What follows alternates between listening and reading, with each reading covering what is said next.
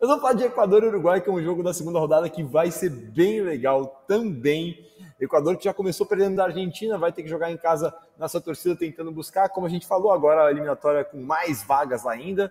Mas vai ser um jogo bem legal de assistir. São 48 jogos na história entre Equador e Uruguai, com 7 vitórias só do Equador, 10 empates e 31 vitórias do Uruguai, 44 gols do Equador contra 114 gols do Uruguai. Esse é o retrospecto geral, mas o Equador como mandante, as coisas dão uma equilibrada, são 13 jogos com 4 vitórias para o Equador, 4 empates e 5 vitórias para o Uruguai, com 17 gols do Equador contra 16 gols do Uruguai. Nos últimos 3 jogos que o Equador foi mandante, foram 3 vitórias para o Equador, justamente aí. Então, dessas 4 vitórias que o Equador tem como mandante, as últimas 3 foram justamente nos últimos 3 jogos. Então, está embalado na frente da sua torcida contra o Uruguai. Nos últimos 5 jogos são 2 vitórias do Equador, nos últimos 5 jogos gerais, né? 0 empates e 3 vitórias do Uruguai, com 7 gols do Equador contra 10 gols do Uruguai.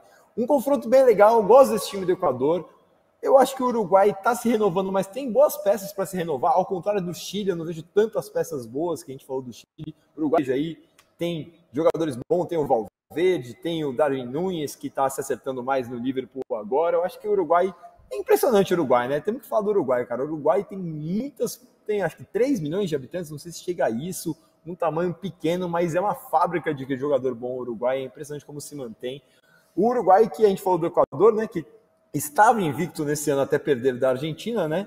E o Uruguai ainda está invicto esse ano, ganhou de Nicarágua, de Cuba, Coreia do Sul, empatou com o Japão, a gente inclusive já tinha falado isso também na outra vez que a gente falou do Uruguai. Eu acredito que vai ser um jogo bem legal, cara. Eu quero ver como é que esses jogadores mais novos do Uruguai vão enfrentar esse time do Equador, que já é um time já mais estabelecido, né, Belotinho? Ainda mais jogando fora de casa.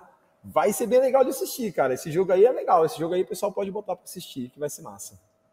Ah, sim, eu também acho. Acho que você tem jogos bons. A eliminatórias, a gente fala, eu vou ter que trazer daqui a pouquinho aqui, antes da gente encerrar, um pouquinho do que a gente fala da Europa, mas a eliminatória sul-americana tem alguns jogos legais, tá? Tem alguns jogos bem interessantes de ver. Tem um fator, por exemplo, altitude, que pode equilibrar esse Bolívia e Argentina. Tem alguns jogos, seleções históricas, o Equador participando de Copas do Mundo recentemente, o Uruguai também está sempre lá. O Paraguai é uma seleção que teve uma queda, está tentando se reencontrar. Foi mal ontem, né? Foi mal contra o Peru, jogou, né? Quantidade. Né? Santa Cruz está perdendo gol, deve estar, né? Porque o Santa Cruz sempre joga. Então o Rock Santa Cruz deve estar jogando hoje, lá. né? 77 anos. Mas tem alguns jogos bem legais, e esse aqui é um dos jogos que eu anotei ali, que eu circulei, que eu quero ver sim, porque vale a pena. Sempre tem a história, fora o clima de estádio sul-americano, que é sempre delicioso, é sempre muito bom de ver, e eu acho que é legal. Eliminatórias sul-americanas, até o Lúcio falando assim, são interessantes para as equipes intermediárias. Elas são mais desafiadoras, né?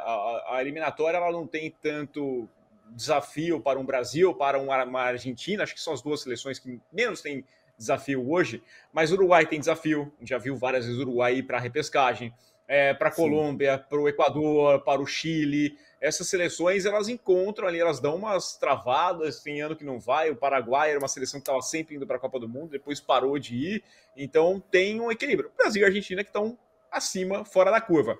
Só que aí, ô Farol, por que eu estou falando isso? Porque hoje a Espanha fez 7-1 na Geórgia. Tá? A Geórgia, eu acho que enfrentar a Geórgia é um tanto quanto mais fácil do que enfrentar a Bolívia na altitude do La Paz.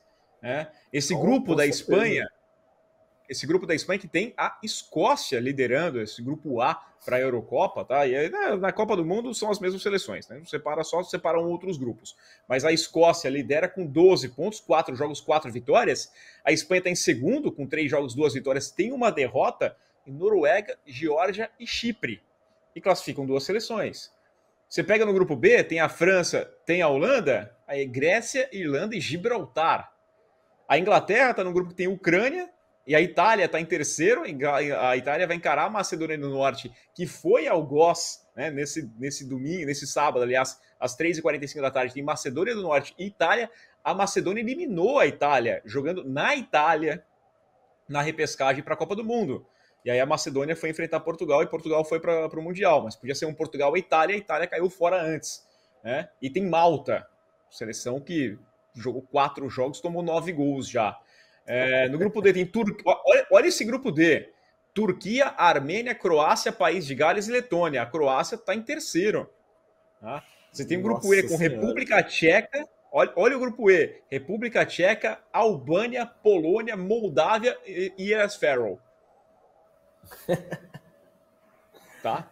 Então o grupo F, Áustria, Bélgica, Suécia, Estônia e Azerbaijão.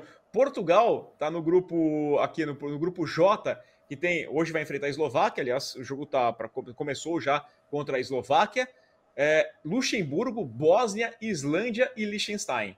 Então, não dá, a gente tem essa mania de criticar, né?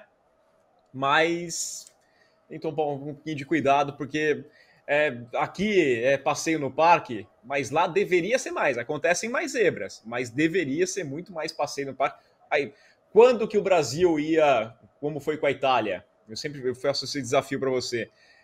Precisando vencer a Irlanda do Norte, jogando fora de casa, tá bem, mas para ir para a Copa do Mundo direto, quando que o Brasil não ia vencer a Irlanda do Norte? Um jogo que valia a vaga na Copa do Mundo. Depois, jogando em casa contra a Macedônia do Norte. Quando que o Brasil ia perder? Impossível. Impossível. Entendeu? Então a gente desprestigia um pouquinho, porque a gente fica pensando, pô, Itália enfrenta a França, enfrenta a Inglaterra, enfrenta... Não é assim que funciona. Nas eliminatórias, se tem 1 ou 2 grupos um pouquinho mais apertados, mas classificam 2 e os 2 vão passar. Eu acho que é o que você falou. Como lá rola mais zebra, a gente tem a impressão de ser mais difícil, mas não era para ser difícil, cara. Sinceramente, assim, tirando um ou outro grupo, que você vai pegar, por exemplo, esse grupo aí da Noruega, a Noruega com uma geração boa, Kodegar, Haaland, ali, pode complicar alguém, mas, cara, sinceramente, o número de zebras que tem é muito maior do que tipo os gols esperados, né? Essa estatística aí que o pessoal tem usado bastante, tem que ser isso. A vaga esperada na Europa era para ser igual a da eliminatória sul-americana, só que eles realmente se complicam mais. Eu acho que o que complica eles é esse número menor de jogos. Né? Na eliminatória sul-americana a gente viu ali, o Tite entrou depois do Dunga, que estava se complicando, mas teve espaço para o Tite se classificar com sobra. Né? Então talvez, por ser grupo de 5, 6, que são grupos fáceis, mas tem menos jogos para se recuperar de alguma zebra ou outra. Acho que isso que pode complicar um pouquinho mais a Europa, mas eu também acho que é muito exagerado essa diferença de peso que dão para uma eliminatória e outra. Acho que você está com toda a razão, Belatino.